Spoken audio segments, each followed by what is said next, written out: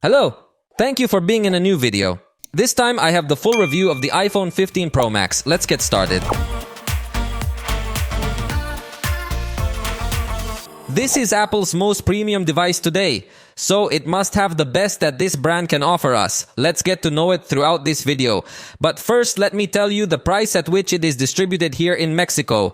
The most basic unit, which is 256 gigabytes of storage, is priced at 28,999 pesos. On the screen, you see the reference price in dollars if you are from another country, but remember that the prices here are not the same as over there.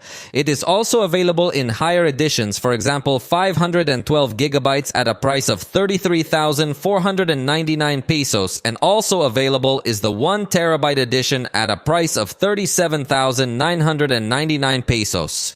Previously, if you were going to record very high-quality videos, the most advisable thing to do was to go for the versions with more storage capacity. However, from this generation onwards, by changing the Lightning port to USB-C port, this Pro Max model allows very fast transfer speeds that would allow you to record directly to an SD card through an adapter. Therefore, it is no longer necessary to buy the higher storage version, and that is certainly appreciated because although it does not have expandable storage, at least it will have this option to record directly to an external drive, which is very good. In fact, we can already say that this is a strong point because other devices have not announced a similar option. But now let's start describing this device point by point. The design of this device is one of its strongest points because it comes with an excellent use of the front. We see really very small bezels around the screen, and the only thing that could obstruct a lot of space is the dynamic island, although Apple has managed to solve this by implementing other software features to try to hide it. Here at the front we find ceramic shield to give it a good level of protection against any fall. On the sides, remember that Apple is integrating titanium for the first time in an iPhone. This material is going to offer very good resistance against some fall, although it gets stained relatively easily. So it is likely that if you use it without a case, you will have to be cleaning it if you want to keep a good aesthetic. Here on the right side, we have the power button that also works for Siri. At the ends, we also see some plastic bands to help with antenna connectivity. At the top, the design is completely clean, unlike other manufacturers that incorporate microphones in this frame. And on the left we have the new action button that replaces the traditional switch. We will talk about it a little later. We also have the 2 volume buttons, and finally in some markets there is the tray to place the nano SIM card. In the United States there is no longer this option and only the eSIM version is available. Finally, the bottom we have the main speaker. We also have the new high-speed USB-C port. And finally, some microphones that have speaker aesthetics to preserve a more or less symmetrical look. The back cover is also made of glass, but with a new process to create this glass with a kind of matte finish. Very nice to look at, but according to some tests, it shows certain levels of fragility. Although, let's be honest, most people are going to use this device with a case on, so personally, I wouldn't worry too much about that.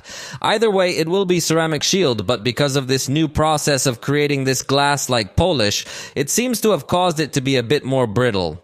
I got my hands on the natural titanium color option, but it is also available in black titanium, white titanium, and blue titanium. Although the fact of carrying by name titanium does not mean that the entire device is made of titanium. In fact, it is a layer on the frame which is made of titanium, but the internal structure retains the aluminum that Apple has worked for several generations. Which, by the way, in that sense, Apple has always wanted to emphasize that it uses fully recycled aluminum, so this is probably the device that uses more recycled components in the industry. The weight of this device stands at 221 grams thanks to the incorporation of titanium, so it has managed to be a little lighter with respect to the last generation, although either way it still feels like a heavy piece of equipment like most high-end devices. Its thickness is 8.25 millimeters, so we could not place it as the thinnest device in the industry, but if it retains a good balance due to all the photographic system that integrates and more components. Remember that it also has IP68 certification, so if it is dropped in water, it will not be damaged. In fact, it is curious that Apple integrates the IP68 certification, but that guarantees 6 meters deep for 30 minutes. So it is one of the most resistant devices against water today. And it is curious because it does not look like an all-terrain device that are usually very rough and cumbersome. Like every generation, the screen of this device will be spectacular. Its size is 6.7 inches. It has a 19.5 to 9 ratio, being more or less traditional in the smartphone market. The resolution is a bit strange because Apple does not use standard resolutions, so it is 2796 by 1290 pixels, which as a result gives us a very high density of 460 pixels per inch approximately. So we have a very good level of detail to be able to see very sharp all images and texts. Also, the colors will be very intense thanks to the fact that it has OLED technology, and Apple calls this screen Super Retina XDR.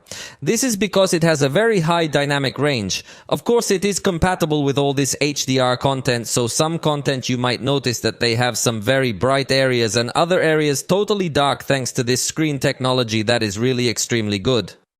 Notice how, for example, in this case, the video that is HDR has more brightness than the rest of the screen. Similarly, when viewing your photos, you will notice that some areas of the screen will be illuminated with greater intensity precisely to convey much realism. And unlike the standard iPhone models, being the Pro Max model also offers us ProMotion, which is what Apple has wanted to call the technology of 120 Hz.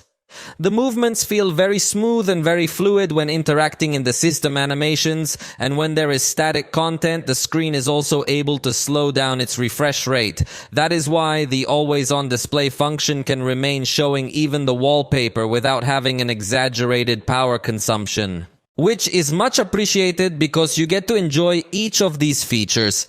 This screen also integrates True Tone technology that I personally love because it tries to match the white balance of the environment, so you do not feel a screen that does not go according to how the ambient light looks. For example, if we have a slightly cooler ambient light, the screen also turns to cooler colors, and the same will happen with warmer colors. It is a feature that few devices integrate, and obviously, like most devices today, will incorporate a mode to have a night filter. It also has a dark mode. The only thing we could possibly ask to be more demanding would be to allow us to choose different color calibrations on screen, because here there is no way. Although the calibration it already comes with is very good and very accurate, but if you wanted colors a little less saturated or something like that, there is no option to change it. Now you are about to listen to an audio recorded directly with the iPhone's microphones. Esta es una prueba solamente para que puedas llegar a notar la calidad que tienen los micrófonos de este dispositivo, que en total son 3. It is curious the distribution that Apple makes with their microphones, as one is at the bottom, another is in the earpiece area for calls to capture the sound when you are recording with the front camera. Another one of the microphones will be placed inside the camera module.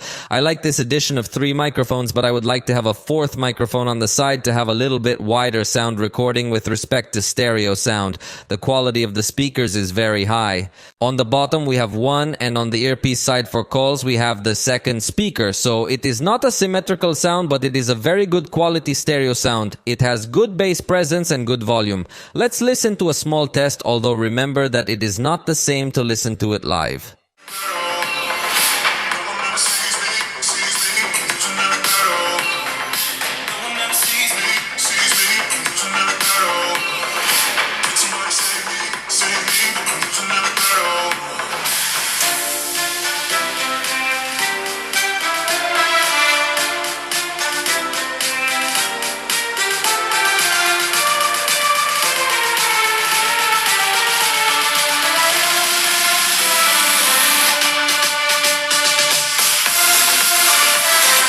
However, not all points of the sound are positive, because in this case, despite having an equalizer within Apple Music, outside Apple Music we will not have the ability to customize the sound we want to emit.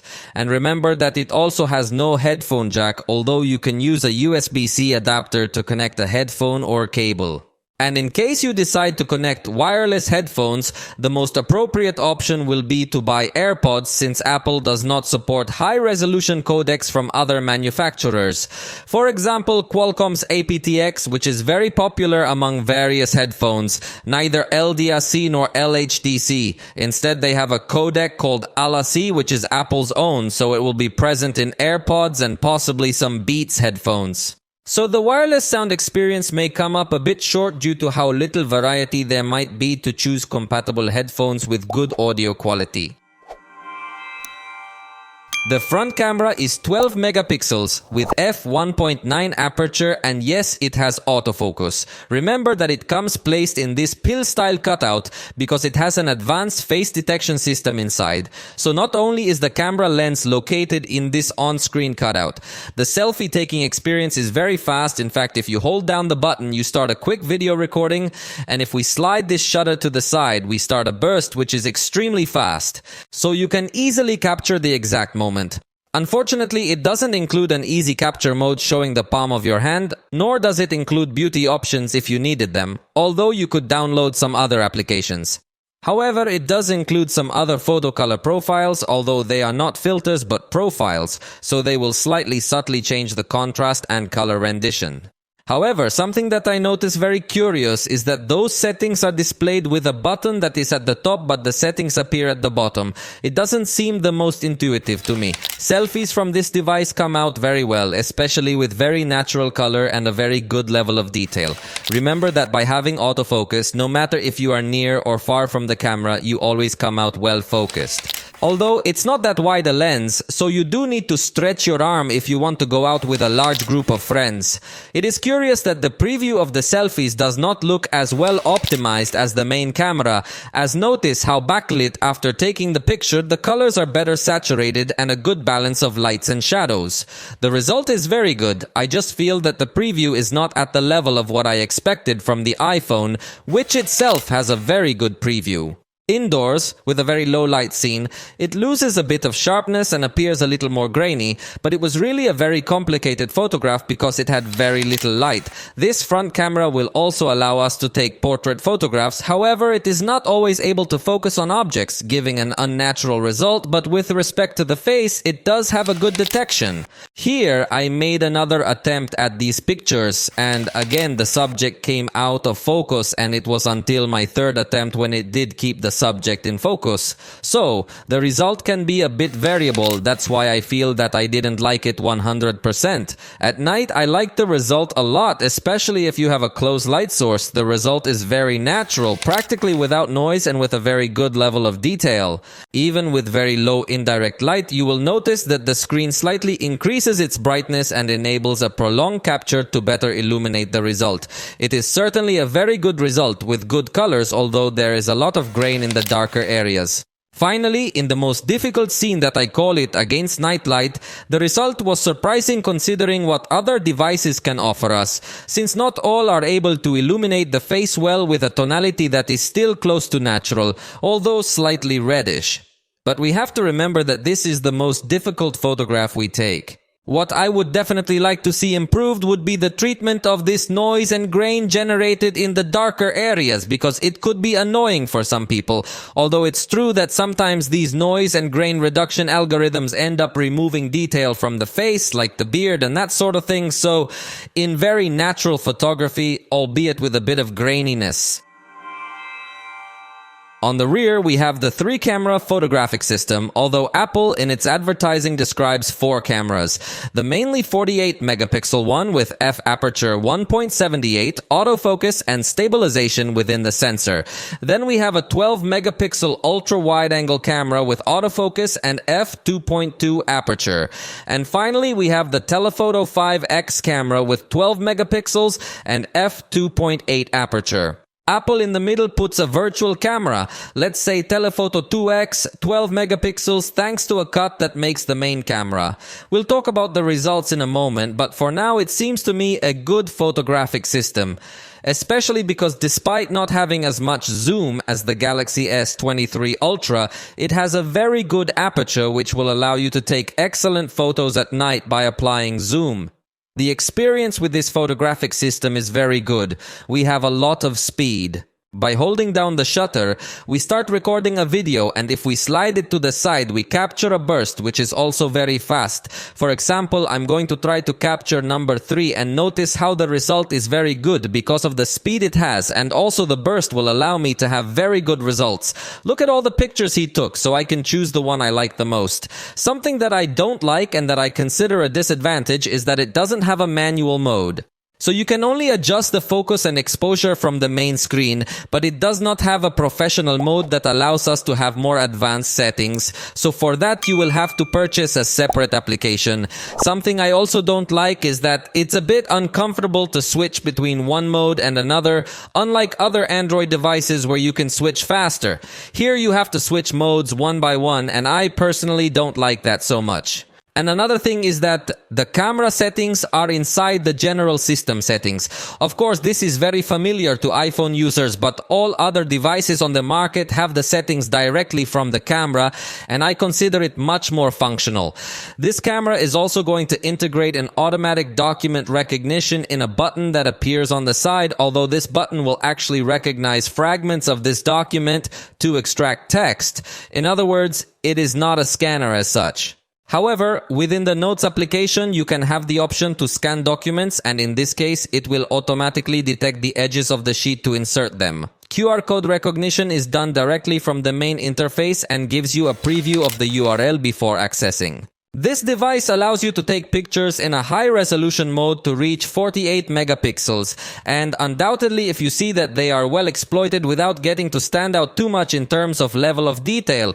But unlike other Android devices with 48 megapixel cameras that do not get to take advantage of 100% in all cases, here it seems that yes, it is well exploited all that resolution. In addition to the fact that in this case it is a raw photograph that will give us a lot of versatility in a subsequent editing of the photograph. And it is curious because Apple gives us some other focal lengths by cropping the sensor and therefore also cropping the resolution. So this photograph is 13 megapixels. Here's another 24 megapixel photograph, and finally the 12 megapixel photograph with the supposed 2x telephoto lens. Although Apple says that it maintains the optical quality, it is not the same as having a 2x optical zoom. In auto mode, the pictures come out 24 megapixels, and in this case, I tried a moving picture and noticed that yes, it comes out fine with static content. My hands don't look like they are moving, but really I was doing jumping jacks. Here we are looking at an outdoor photo where we have a good representation of colors, very natural, and also a good level of detail. You don't get to notice much chromatic aberration on the edges, so we could say that it's a good quality lens that Apple is integrating here. Indoors, we also have excellent lighting capture. Believe me, this environment was much darker than it looks in this picture, and it holds detail very well, very good colors. Overall, it's a camera that I really like the performance it has. And another thing I really like about the iPhone is that it has a very optimized preview. So in these kind of backlit condition photographs, you don't see the completely white background. So the result actually looks very easy, but believe me, it was very complicated. The shadow area came out with good lighting, and the highlight area didn't come out completely burnt either. Keeping the colors well, it really is a very good result. At night, we also have a good performance for this camera. In fact, the ultra-wide camera also manages to capture all this lighting very well despite being in a dark environment. And even the telephoto camera, I was already anticipating that it has a good aperture, so it's also going to perform very well at night.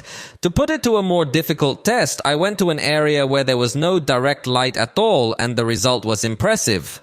Look how excellent the colors come out. A good level of detail because it is understandable that it is reduced considering the small amount of light that was in this environment. Believe me, the result doesn't look difficult, but it was a very complicated test. This is the result with the ultra-wide camera that has a little less illumination than the main camera. But anyway, it is a very good picture with a little bit of noise in the darkest areas, but it is really a spectacular picture for the little light that was there. The zoom is one of the points that has improved substantially in this model iPhone 15 Pro Max. Here we have a photograph 2x with supposedly optical quality, but I insist that I think it is very noticeable that it is digital zoom. This is the result with the 5x lens, and it definitely feels very good, that optical quality. This is a lens that is also going to offer us a good light entry without noticing chromatic aberration in an intense way. This would be the result with a 10x digital zoom, which is well used. It seems that the result has a good quality. I really like the way he took the pictures. You even get to notice the details of the mountains. And the maximum that arrives is 25x, where we still appreciate a very good quality, although it also begins to appreciate a little more grainy in the photo, and obviously it will not be the best zoom in the industry, but it does feel a very important improvement over the last generation of iPhone, especially because of the aperture. This is another photo I took in a fairly dark environment with this bright sign, and I took it using the telephoto lens from far away, and I really liked the quality. But if instead of zooming in you want to zoom out, here is the result that the ultra-wide camera gives us with a lot of space, and in this case we must also say that practically without chromatic aberration, although with a little distortion on the edges and also presence of grain, which is not so nice, especially considering that it was a daytime photo, but really the quality of the photograph I think is positive.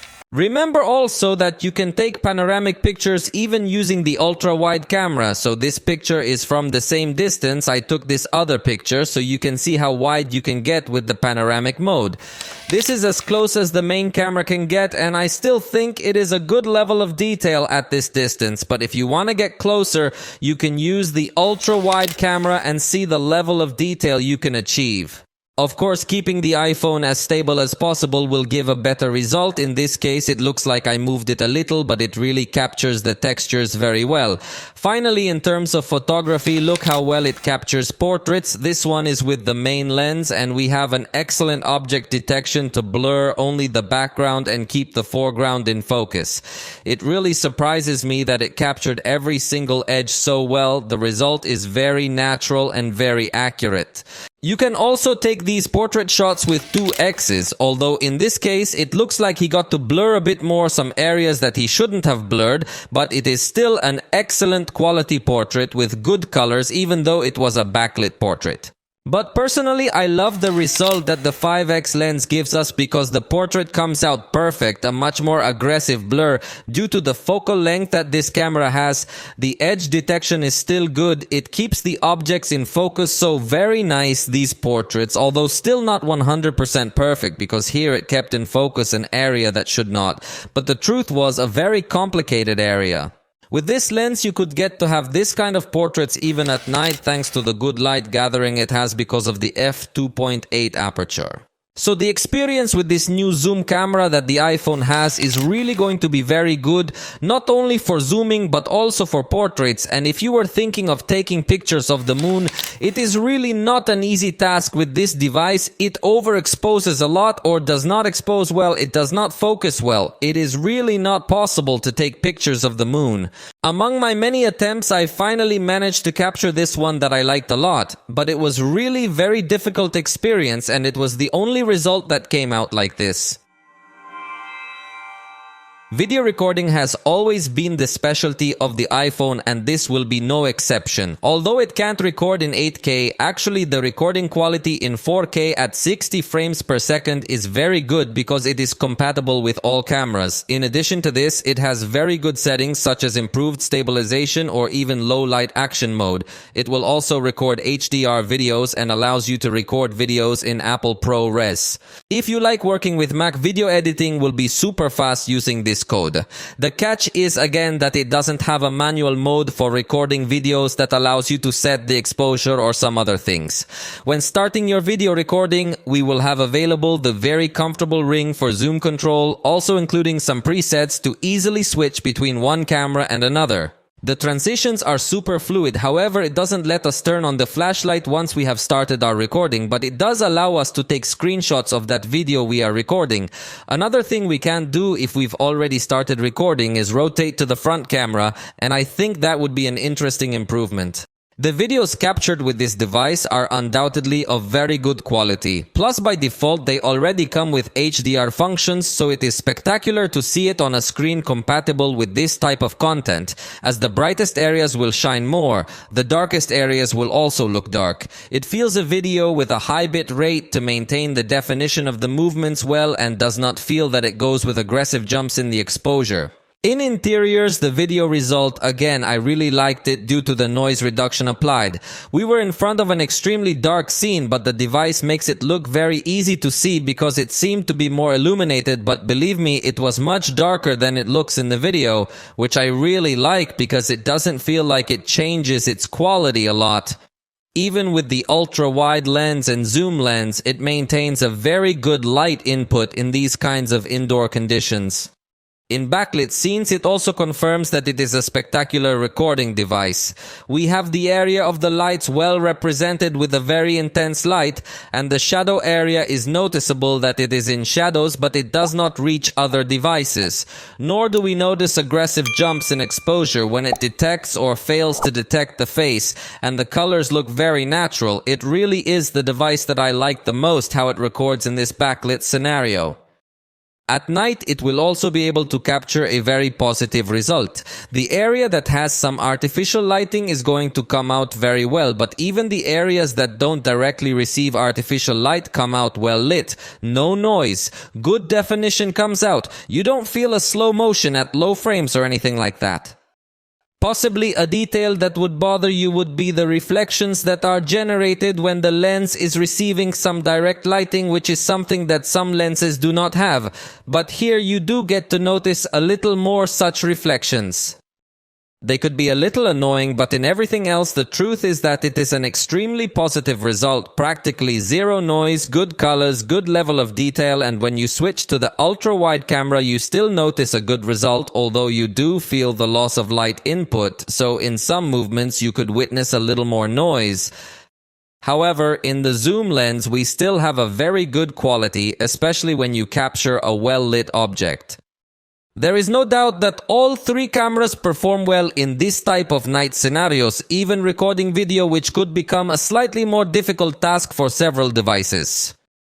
The stabilization that brings this device is also very good, considering that it is in 4K. This level of stabilization is standard and combines digital stabilization with stabilization inside the sensor. When you go running, it stabilizes very well. But if you want an even more spectacular shot, you can use the action mode, although honestly I do not see it as necessary for most cases. However, with the action mode you can go running, and definitely the device, believe me, that it will stabilize in a perfect way. Very good quality, although it is in 2K, and not only can you record with the ultra-wide camera in action mode, but also with the main camera having a good result as well.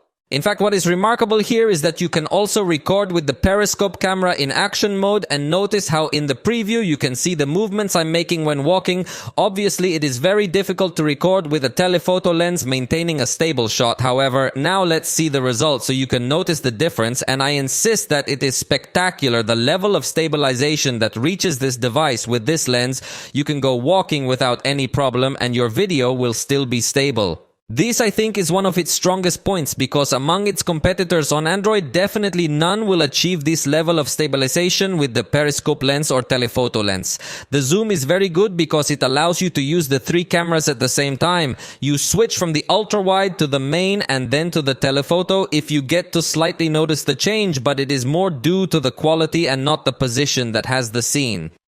We have a maximum zoom of 15x, which is not much, but it still comes out with good quality, and what I like most is its slider ring, because it allows you to go making an extremely smooth zoom, possibly the smoothest zoom we have seen in the entire smartphone market. So really the zoom experience is good, although the range is not so high, but thanks to having a smooth movement and good stabilization makes it catalogued as good. The focus does not react as fast, but this also allows it to maintain a much more constant focus, especially in subtle movements. I.e., you don't feel the moment when the lens refocuses and adjusts, therefore the quality of this parameter seems very high to me. It is possibly one of the most stable focus we have seen, and we must remember that also the ultra-wide camera can refocus to make macro adjustments, definitely giving a very good experience in this type of shots of very but very tiny objects. It behaves very well and it is not constantly refocusing either, so it maintains a very stable focus. This device also allows us to record portrait video with the cinema effect, and the result is very good. It should be noted that it is a video in 4K with an extremely good detection. If you do not move, the result is much more natural. With the hand, maybe is not so natural the result, but something I must tell you is that this device is the only one that when you move away from the camera reduces the level of blur, and when you get closer it increases, giving a much more natural result as it would happen with a professional camera. In addition, it is also able to keep objects in focus, and not only keeps people in focus, again giving a supernatural result, only the edges in the hair may not be as accurate as in the photograph. But the funny thing is that it allows you to record with this type of effect using a zoom lens. Although I insist that the hair could give away a lot, that it is an artificial effect and not an optical effect, but the result is undoubtedly the best in the smartphone market. This device is also going to offer us a slow motion system of up to 240 frames per second in full HD. It does not have super slow motion as we would find in several high-end Android devices, so it falls a little short, but fortunately it is of good quality. The fast camera has an automatic speed setting. I wish you could manually adjust whether you want it to go very fast or slightly fast, although interestingly this fast camera is recorded in full HD and not 4K. I think that certainly could and should be improved with an update. The front camera will also have a very good recording quality, especially when you are outdoors with very good lighting. You really feel a good level of detail, a very natural color rendering, and an excellent backlight performance, besides having a good stabilization. The only thing that could play against it would be the width of the lens, because you need to stretch your arm a lot if you want to be well framed, but that would be the only negative point I could see in this device, because really the performance it has in every aspect is too good, even considering that it has autofocus. Indoors, it does feel like it can suffer more than expected. The colors feel a little bit paler and there is more noise present, although I must say that this indoor scene was in very low light, unlike other indoor scenes I have recorded with other devices. But if you had any doubts, notice how at night, even though it's an obviously dark environment, if you have enough artificial light, you're going to have a good result. You see a good level of detail, although again the colors may be slightly pale. We could ask for perhaps an even brighter camera for the next generation, as you will feel a very big difference still between the quality that the main camera is able to give us and the quality that the front camera gives us. Especially when there is no longer a light source nearby, you will see that much more noise appears around and is not treated very well, especially when there is a lot of movement. When you stay static, it seems that the algorithm manages to reduce the noise well. But if there is a lot of movement, too much noise and grainy.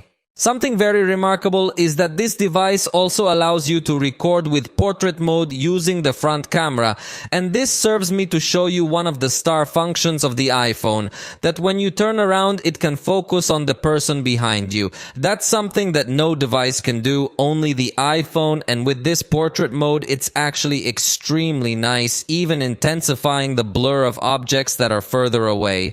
So it feels very natural, although again the hair is the area that I think could be improved with future updates, but the rest of the stuff really comes out too well, as it's even able to keep objects in focus. The front camera also has slow motion, although basic, full HD at 120 frames per second, and it also has fast motion, although again it is not in 4K but only full HD, so it is an aspect that should improve. And remember that natively we don't have some dual camera mode to show the main and front camera at the same time, unlike many devices on Android. This device has iOS out of the box, a very mature operating system, but what we like most is that in this case Apple guarantees many years for this device to stay up to date. It will receive around 7 updates, and that is well above what the best manufacturers offer on the Android side. In addition, the device includes several outstanding options that we won't be able to find on non-iPhone devices. For example, we have the dynamic island that, as you'll notice, allows us to give you a quick glance at some activities in the background. There you realize that it also showed me that we have low battery, and some other elements will take advantage of this dynamic island. The action button, as I told you in the unboxing, only allows us to map a long press action. I think this could be improved in future updates if they integrate support for 2 presses, 3 presses, or something similar, because I feel that at the moment much of the functionality we could have with that button is wasted. Currently we can put the device on mute by doing this action. We can also activate some special focus mode, enter the camera with a specific mode. We could even get to turn on the flashlight and other options, but there would be many more possibilities if they allowed multiple touches. But speaking of many options, you could get to map a shortcut that you can create directly in the Shortcuts app, which is another feature I like to highlight on the iPhone. Although this option I consider it a bit more for experienced users because it's not such an intuitive app, although it does have a gallery of predefined shortcuts that you can take advantage of. But to enjoy it to the fullest, you do need to have more knowledge to create your own shortcuts, which would even allow you to create functions that iOS does not usually bring. It also includes a feature called Name Drop, which just by bringing the iPhones, if you have everything configured, your contacts will share, each with their own covers, and ready, you can put share and that's it. Complementing this, we find a function called Contact Poster, where at the time of receiving a call will be all perfectly customized. We customize the lock screen. Notice how in fact we can have several covers or posters created and we can simply change them as simple as that. We can customize by changing the photo, also setting a memoji, or we can also put a monogram. We can change the type of font that we want to have there, also the size, the color. So this is something that we don't currently see on other smartphones. And when you're charging the iPhone in this landscape format, it automatically enables this new standby mode where you can have a quick glance of the time, the calendar, and you can even switch to the style that you like the most. You could also place one of your favorite pictures or something similar, so it seems to me that it comes very well to take advantage and give a quick glance at the information while the device is charging. Another great option on iPhone is that you can easily extract a sticker to add it to your sticker library, and this library can be used from any application. Samsung has something similar, but I must say that this implementation is much better because the stickers are actually sent as stickers, unlike Samsung's implementation where they are sent as an image. And the best of all is that you can extract the stickers not only from an image but also within a video. Just pause it and right there you extract this new sticker. Similarly, you can extract text by simply holding down on the letters, both in a photo and in a video. And here in iMessage, you can also send a memoji, which obviously you can completely customize to your liking and it will move with your face. And notice how in a video call, we could also generate special reactions by simply showing the gestures. This works through FaceTime and it seems to me that soon it will also work in other applications. In this most recent version of iOS, we also have new widgets that now also allow you to have buttons. Previously, this was not possible, and so this is another new feature, so you can explore different widgets in this very intuitive way and place them on your screen completely to your liking. As you will notice, it is an operating system that is becoming more and more advanced, but from my point of view still lacks some features that I consider elementary, such as scroll capture in all applications and not only in Safari, split screen or floating applications that we do not see either except for video players. However, the advances are undoubtedly very good, especially in terms of design. With respect to security, we remain very similar to past generations. We have facial recognition in 3 dimensions through Face ID, but we do not have Touch ID for the fingerprint reader, which seems to me a weak point because although they have implemented improvements to recognize with covers and more, it is still from my point of view a little more comfortable fingerprint recognition, but there it depends on each user. What I would love is that we provide both options, but here we only have this facial recognition that fortunately is in 3 advanced dimensions, so it will not be so easy to make fun of it. Although even so, if you have a twin, could get to unlock. This facial recognition, in addition to being used to unlock your device, you can also use it to autofill passwords through the iCloud keychain synced across all your devices, but it doesn't have a secure folder or app lock. You might be able to find some tutorials so that through the shortcut app you can have a sort of app lock, but it's a bit more complex implementation.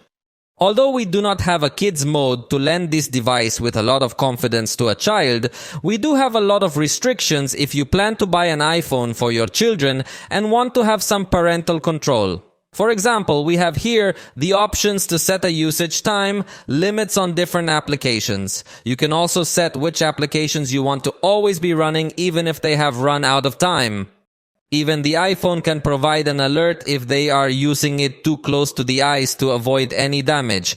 You can also set limits on which people you can contact.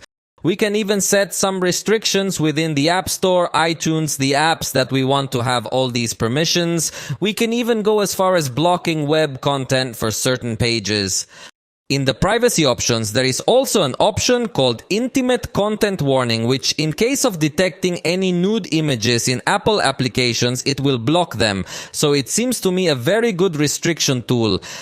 However, having tested so many Android devices, I get the feeling that it could still be improved by integrating some smart unlocking so that if you are at home, for example, the device is not constantly asking you to unlock it. The Find My Device feature is extremely robust in Apple. This is one of its strongest points because even if it is turned off, you can track it as long as it is near another product of the same brand. In addition, it is well known that in case it is stolen, it is very difficult to activate it again. Therefore, it seems to me in some cases very safe, in other cases it could improve the experience. The battery is 4,852 milliamps. That is a data that Apple does not communicate directly, but that is done because it is not good that you just compare the battery capacity offered on the iPhone compared to the one offered on Android devices, since in most occasions it is not equivalent. In this case, I could not apply the same drain test that I apply on Android devices because there is no equivalent app on iOS. So the activity I did was to be running a benchmark in foreground for 50 minutes, then watching a video for 50 minutes in foreground, then again a benchmark but now in GPU for 15 minutes, and doing this interleaved activity I managed to drain 50% of the battery in 2 hours and 39 minutes. It is more or less the same average that I have with Android devices with 5 milliamp batteries. However, in them I run the battery drainer in the background during the entire test. The truth of the matter is that this device is going to have a good battery, possibly one of the best batteries on the market, although in numbers I can't prove it to you due to application incompatibility between operating systems. It supports 20 watts of charge, although you have to remember that it is not going to have a charger included in the box, so you must buy it separately. In 15 minutes it recovered 20% of the energy. In 30 minutes I recovered 45%, although Apple promises 50%. The full charge finished it in 1 hour and 58 minutes, as the last part gets extremely slow to try to take care of the battery.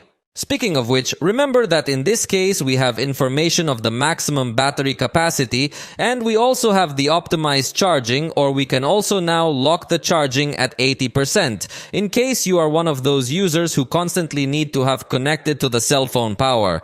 So that's a major improvement over past generations. It's also worth noting that it comes with a basic power saving mode, but it doesn't have a more extreme power saving mode that restricts us from all sorts of things in case of any emergency.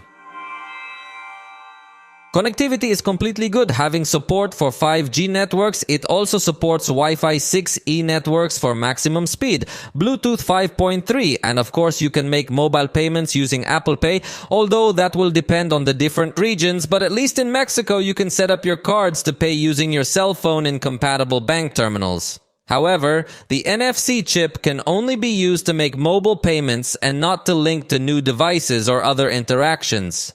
It also includes the new ultra-wideband chip of last generation that will allow you to address your iPhone to find another iPhone user or your lost objects in the house, and will tell you to the right or to the left, being something quite advanced that other manufacturers have not yet managed to develop at the same level.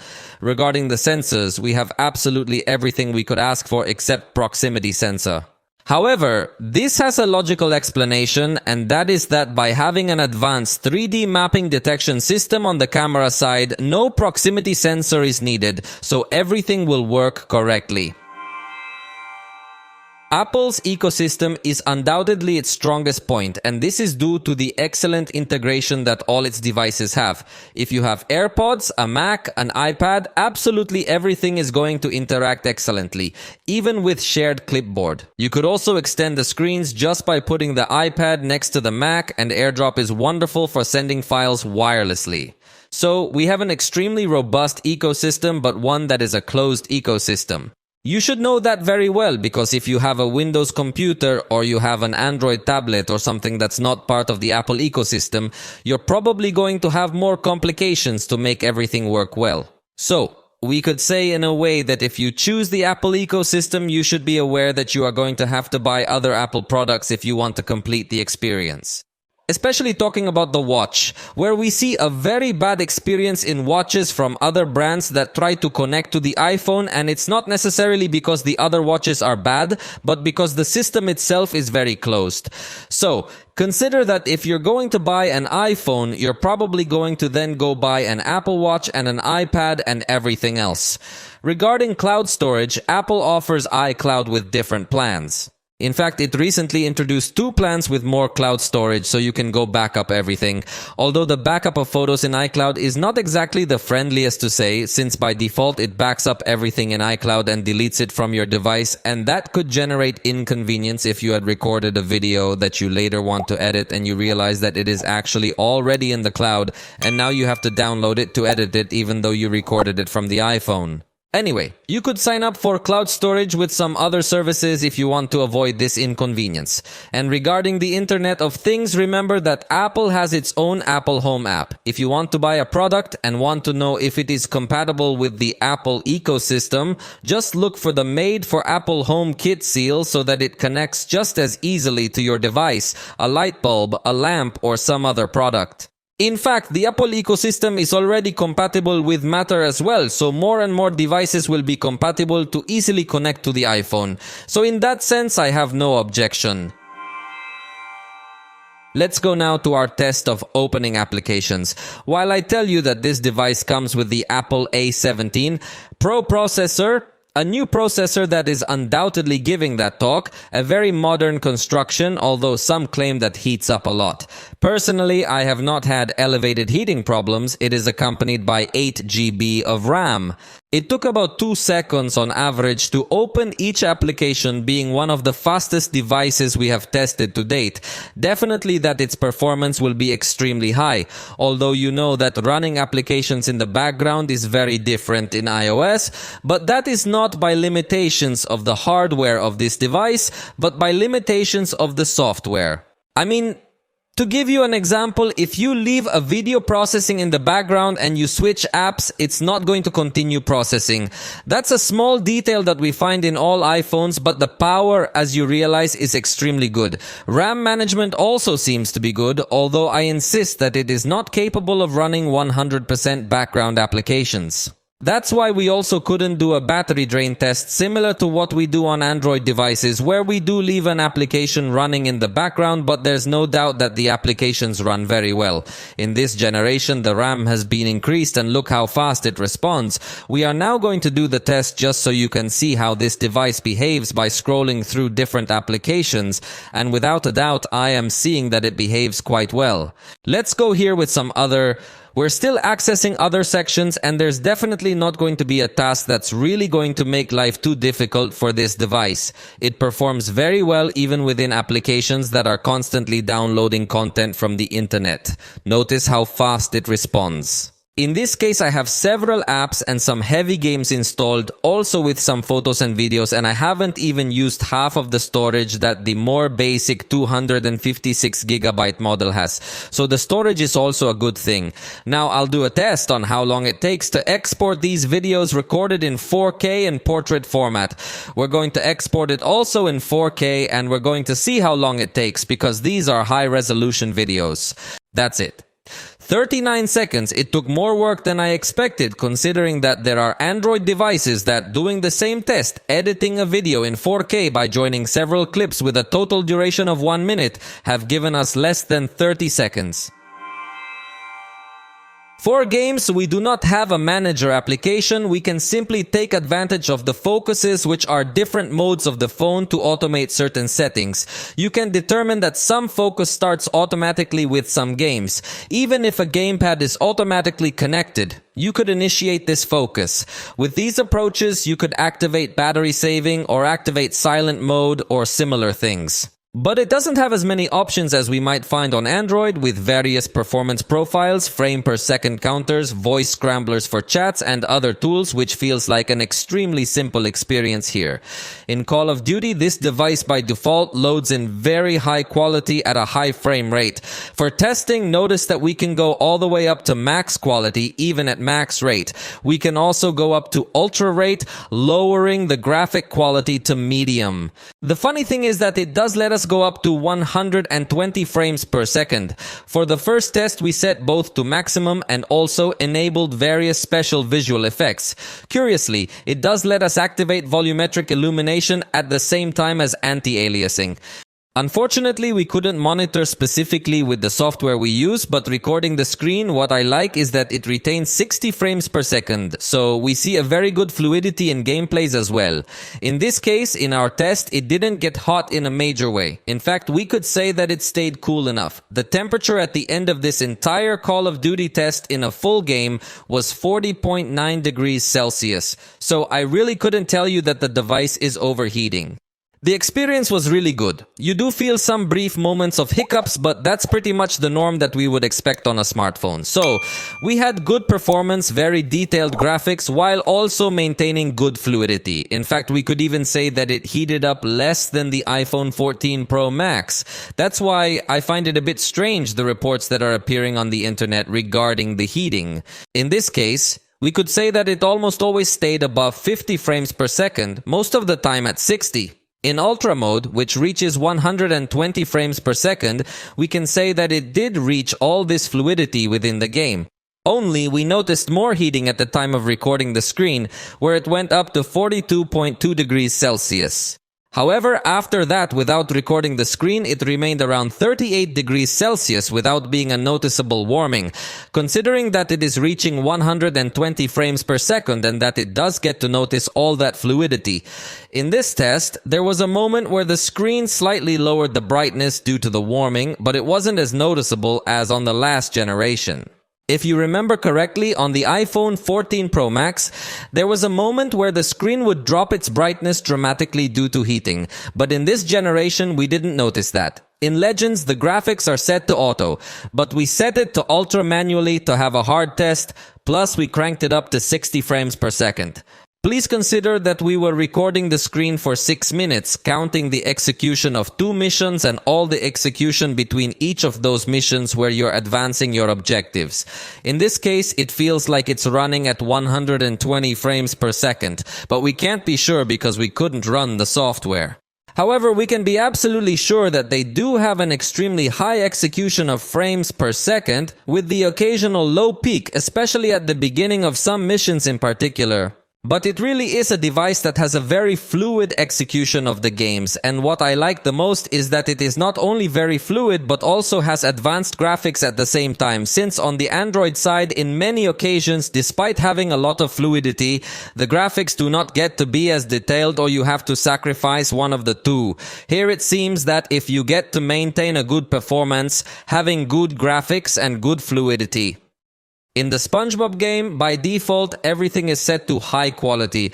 However, for the test, we turned up the resolution to epic, also the quality, and as for the frame rate, it is capped at 60 frames per second. In this case, it doesn't go up to 120 as it did in other content. And again, the experience was super good. In this case, we didn't even notice any drop in frames per second. The performance felt 100% stable, close to 60 frames per second.